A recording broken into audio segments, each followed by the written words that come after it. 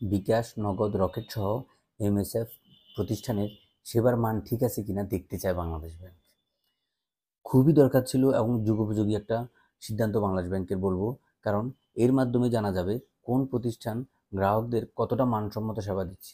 বর্তমানে দেশে 13টি এমএসএফ ও 21টি পিএসপি ও পিএসও প্রতিষ্ঠান রয়েছে। সবগুলো প্রতিষ্ঠানকেই কেন্দ্রীয় ব্যাংক চিঠি দিয়েছে যে ইন্টারন্যাশনাল স্ট্যান্ডার্ড মেনটেন করতে হবে সেবার ক্ষেত্রে, এবং তার জন্য মূল্যায়নের বেশ কিছু ক্রাইটেরিয়া ঠিক করেছে বাংলাদেশ ব্যাংক। 5টি শ্রেণীতে তাদের স্কোর পেতে হবে: শক্তিশালী, সন্তোষজনক, মোটামুটি, প্রান্তিক ও দুর্বল। সুতরাং এবার বোঝা যাবে কোন কোম্পানি কীভাবে সেবা দিয়ে যাচ্ছে।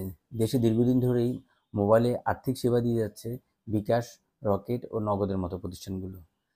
দেশে যেহেতু ডিজিটাল লেনদেন বাড়ছে, তাই এই সময়েই এই উদ্যোগ সময়োপযোগী বলে সবাই মনে করছেন। ব্যাংকিং জগতের আপডেট পেতে হলে ব্যাংক ইনফোর সাথে থাকবেন। আল্লাহ হাফেজ।